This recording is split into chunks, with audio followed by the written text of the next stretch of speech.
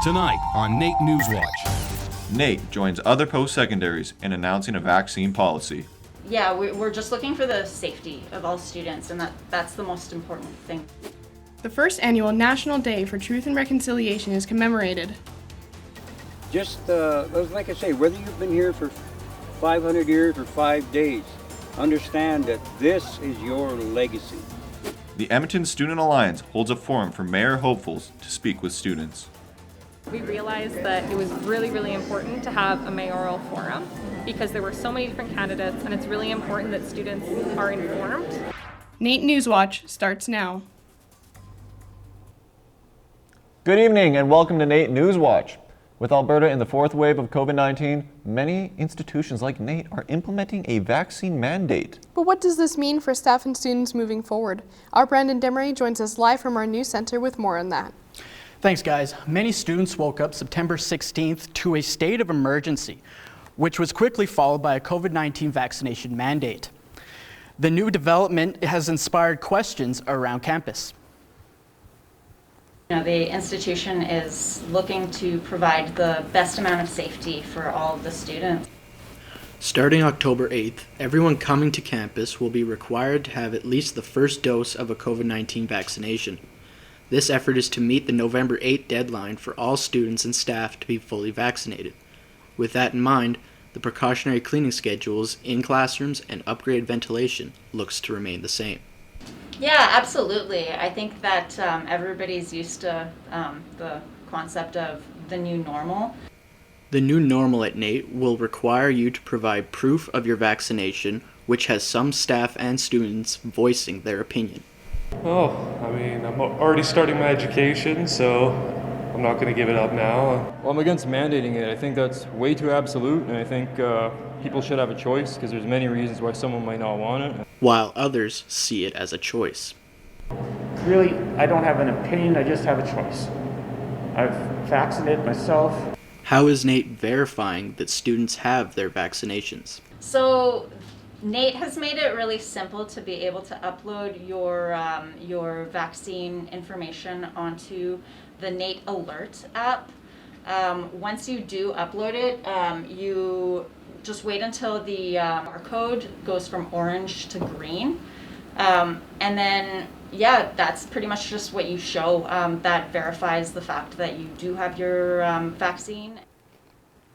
There's been a lot of moving parts at NAIT and other institutions alike. It's no secret that throughout the pandemic, there's been a lot of improvisation. Brandon, has there been an update as to how NAIT plans to enforce the vaccine physically? As of right now, with the vaccine mandate being instilled so quickly, there is no confirmation as to how NAIT will be able to enforce the mandate from a physical standpoint. Since the mandate was announced in such a small window of time, were students given the option to take courses online? Classes that couldn't meet the 6-foot parameter were moved to online. However, some students have decided to step away for the time being. Thank you, Brandon. Speaking of vaccines, the Restrictions Exemption program introduced by the Alberta government last week has been allowing participating businesses to run with less health restrictions. The catch? Employees have to check for proof of vaccination. The program allows restaurants to stay open later, but customers still have to wear masks and distance. Some places have had to staff a whole extra employee to help enforce the rules, but some workers report being harassed about doing so. People tend to be very angry when I ask them to show me their proof of vaccination, and I've had a lot of people swear at me or refuse to show me or be disrespectful overall. The Restrictions Exemption program will be in effect until further notice. Alberta has the lowest vaccine rates in the country, and the government hopes this program will raise vaccination numbers. You're watching NAIT NewsWatch. Canada now begins to recognize the plight of Indigenous people with yesterday's first Truth and Reconciliation Day. The day also remembers over 6,500 unmarked graves of Indigenous people who attended residential schools.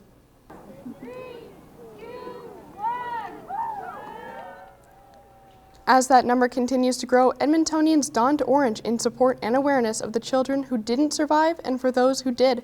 An Every Child Matters Walk Run event was held starting at Kinsman Park yesterday.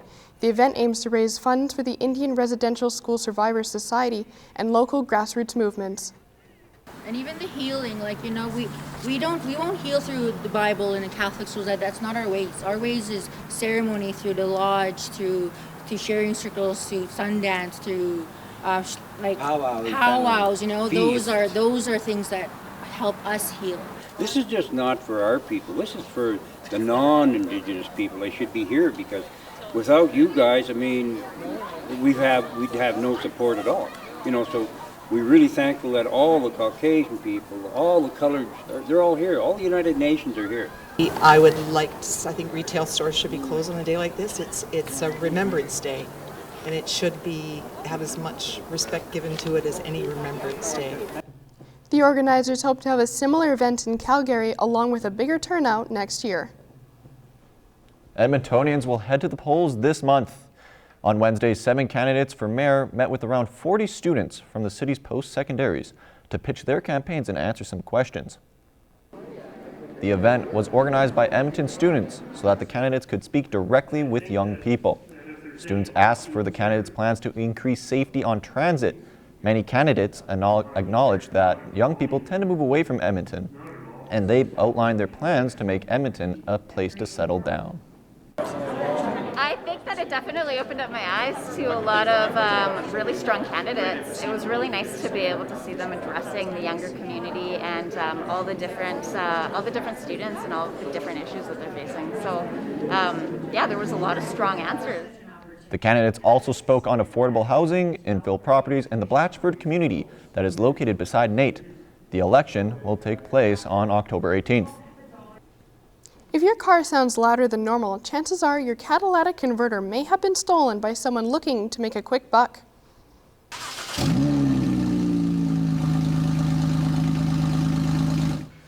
Thieves have been targeting the part for its valuable metals and selling it off to scrappers.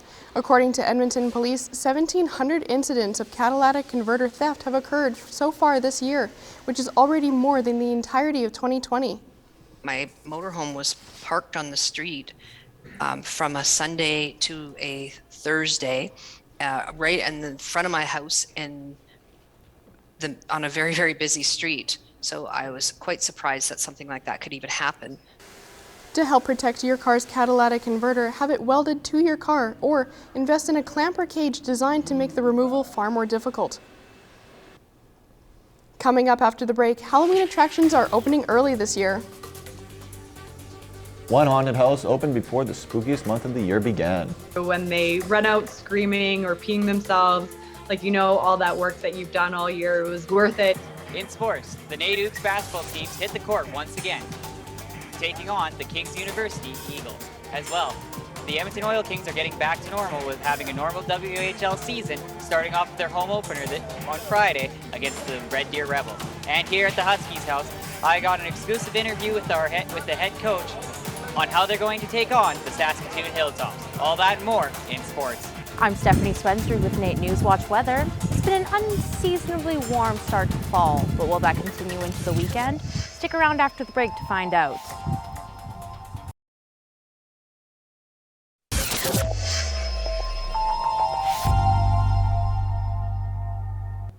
Welcome back. You know, Marco, this time of year the leaves are so pretty, but usually it gets so cold so fast. Right. But this year, we've actually had a solid week of warm enough weather that the leaves haven't quite fallen yet. Our weather person Stephanie Swensrud has more on that. Thanks, you guys. So we've had this big bubble of warm air sitting on top of the province and moving off and on. And that's why we've seen this pattern in the past few weeks of a few days of 17 and 18 degrees and then a few days of 20, 21, 22. And that is to thank for the leaves still being on the trees. And yes, that's a lot above average for this time of year. Let's jump into the forecast. So down in Calgary, it's going to be a mix of sun and cloud with a high of around 19 degrees this weekend. Moving over to the mountain parts, this is the only place in the province that we're going to possibly see a little bit of rain, highs of around 12 degrees. Up in Fort McMurray, we are seeing a high of around 17 degrees and again, a mix of sun and cloud. And then coming back home to Edmonton, nothing but sun.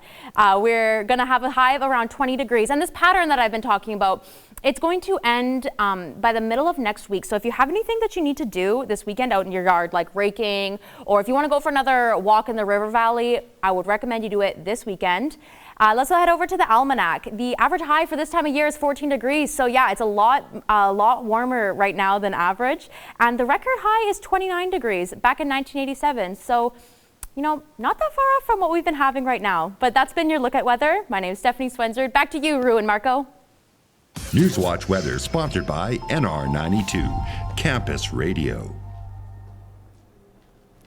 As Stephanie mentioned, we will soon have a chill in the air. And it's not just the temperatures that will be giving us goosebumps. Exactly. Spooky Scary Skeletons are back in Edmonton, and they're early this year. Starting last Friday and operating at 1/3 capacity, Edmonton's Dusk and Warped haunted houses are open for spooks. The Warped theme this year is a mishmash of different times, different spaces, and then we've also done a twist on some of the favorite stories that you might know. And then Dusk has expanded. So the cemetery is still there and it's pretty much the same as last year, but we've added to the ending of it, so it's just a little bit longer. Edmonton runs from now until November 7th. You can get admission tickets on their website at edmontonhouse.com or at the door. Last year was a very tough year for most athletes, as many did not get a chance to play in any games due to the pandemic. But with vaccines keeping the virus at bay, sports teams are back in full action. Thomas Walden has more. Thomas? Thanks, guys. After 18 long months, the Oaks women basketball team finally got back together to play some elite college basketball against the King's University Eagles. The Ooks looked excellent against the Eagles, boasting strong defensive play and great team chemistry. This success is more impressive with the Ooks' young core of 8 first years. Watching the basketball, playing competitively, has been a big difference from how it was previously, especially because we have a whole new team. So it's really nice to see everyone wanting to be here and everyone playing really well together. The women shut down the Eagles' offense in the second half, only allowing 16 points on their way to a 91-55 victory. The NAIT Ooks men basketball team also hit the court against the King's University Eagles in an absolute throwdown of a game.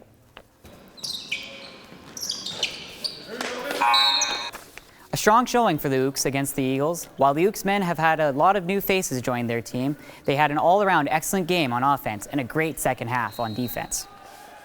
In the first 5 minutes, they scored 2 points. We got a lot of guys that we got to play defense. We're smaller than most teams, got a lot of guys looking to score the ball, but it all starts on defense. An extremely close game that came down to the very last second. The men ended up losing to the Eagles 83-84. The Oil Kings are getting some final practice in before their home opener tonight against the Red Deer Rebels. Last year, due to the pandemic, the Edmonton Oil Kings had to have a very different type of season. They were only able to play teams in their province, which meant less games and no playoffs.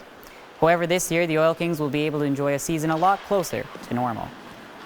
Last year was tough. Only 23 games. It was brutal for, we had a championship level team. We weren't able to compete for that, but now, going back to a normal year, it's really exciting for us as a group. Carson Latimer is one of 6 players on the Oil Kings who were drafted in the NHL draft last year. That elite talent and depth will be a key part to the Oil Kings' success this season. The Edmonton Huskies are doing some extra prep work before taking on the Saskatoon Hilltops this weekend. The Edmonton Huskies of the Canadian Junior Football League have won their last 4 games in exceptional fashion. The Huskies have only lost 1 game, their home opener, to the Saskatoon Hilltops. The biggest thing that we've been focusing on, and it's kind of our mantra for the whole season, is just focusing on us. And that means focusing on each play. How can you get better and grow?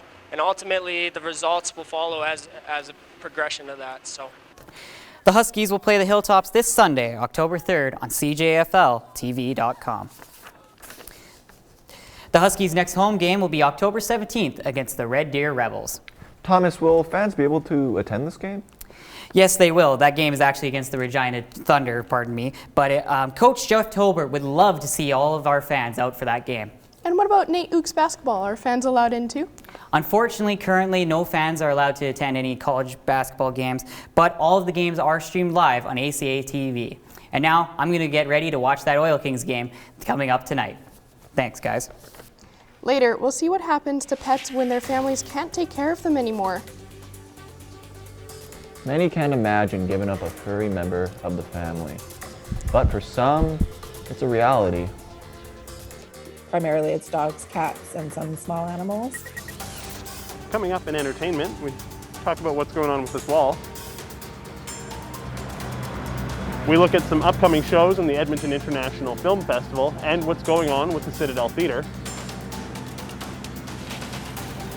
And we look at an Edmonton bakery that's doing things a little bit different, freeze-dried.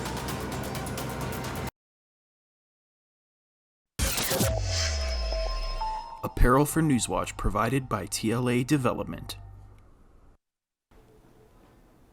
It's never easy to lose a furry family member, especially when it's preventable. Which is why the Edmonton Humane Society has partnered with Tales of Help to launch a new pilot project. A lot of people who have pets in their lives sometimes will, encounter a situation where they're forced to make a really difficult decision. The project aims to reduce surrenders of sick and injured pets when their guardians face financial hardship. Just 10% of the nearly 500 companion animals surrendered to EHS in the past 18 months were due to financial hardship or health problems. It will help any sort of animals, so, primarily it's dogs, cats, and some small animals.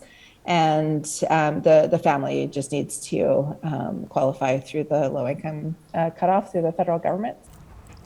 Those that wish to support the program can donate to the Edmonton Humane Society at edmontonhumanesociety.com/donate or to Tales of Help at talesofhelp.ca. Theaters of all types are open again. Both the Citadel and Downtown Landmark have stuff going on. Which is why our Blake Fisher is here to tell us all about that, as well as some crazy candy and a gorgeous new mural.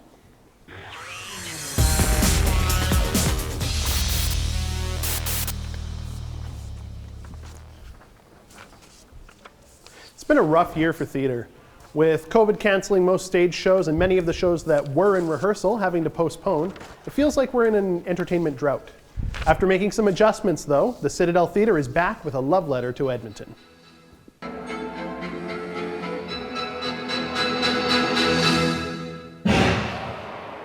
The Garneau Block is a story about death and how it impacts a community. With a diverse cast of characters, everyone can find someone to identify with. The show tells a story full of humor and reflects on a lot of the challenges that Edmonton has faced over the span of the pandemic. While we didn't make it about the pandemic, there are some of the realities of what we've gone through as a society and what we've gone through in the pandemic have influenced the place. We've made some little tweaks and updates. So it really feels like, something that's happening right here and now. The theatre that the Garneau Block is being performed in has seating surrounding the stage to make the audience feel like a part of the show and emphasize themes of community. The Garneau Block is currently running and tickets are available until October 10th. Yesterday, the Edmonton International Film Festival started a day early to celebrate Indigenous voices in filmmaking.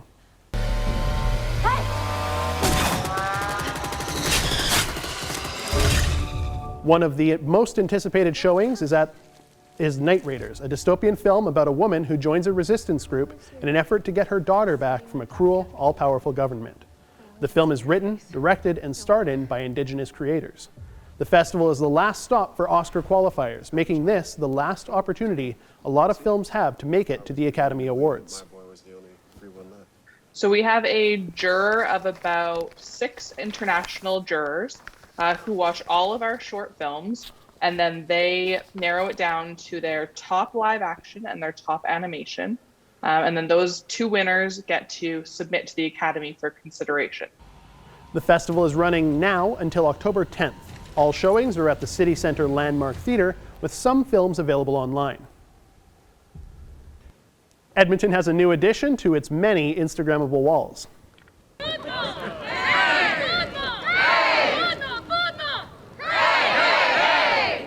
The mural is called Common Threads and celebrates the upcoming 130-year anniversary of Ukrainian immigration into Canada and 30 years of Ukrainian independence.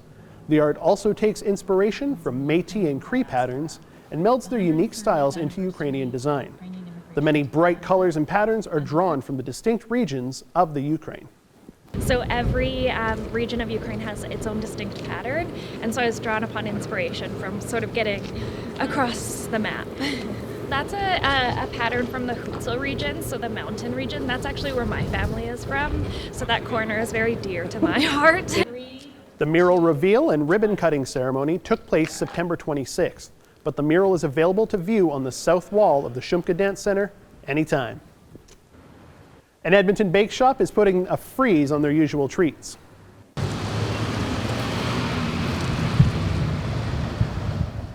The Whimsical Cake Studio is taking your favorite candies and freeze-drying them.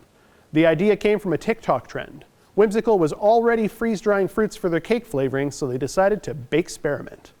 They're freezing everything from blueberries to Skittles. The foods have a unique texture and can be eaten with a little less guilt. My favorite thing is the saltwater taffies, which normally I don't like saltwater taffy because it's all stuck in your teeth and stuff. And but when they're freeze-dried, they're like so addictive. And you just pop, pop, pop, and I can eat a whole bag and not even feel bad because it's only like 5 taffies. The shop also makes custom cakes, cookies, cheesecake in a jar, and the always popular cake bomb. I stocked up while I was there. Marco, you have a sweet tooth, don't you? Oh yeah. Especially Pop-Tarts. You give me a box of Pop-Tarts, I can do just about anything. They're good when you freeze them. Rue, you're a cinephile. Are you excited for the film festival? I am. That is where I will be this weekend. Right on. I'm off to eat a fistful of candy in the corner. Thanks, guys. Thanks, Blake. Thank you. Thanks for watching this week's edition of NAIT NewsWatch. If you'd like to catch more of us, check us out on our website at naitnewswatch.ca or on Twitter at NAIT NewsWatch. I'm Rue Baker. And I'm Marco Madron. Good night.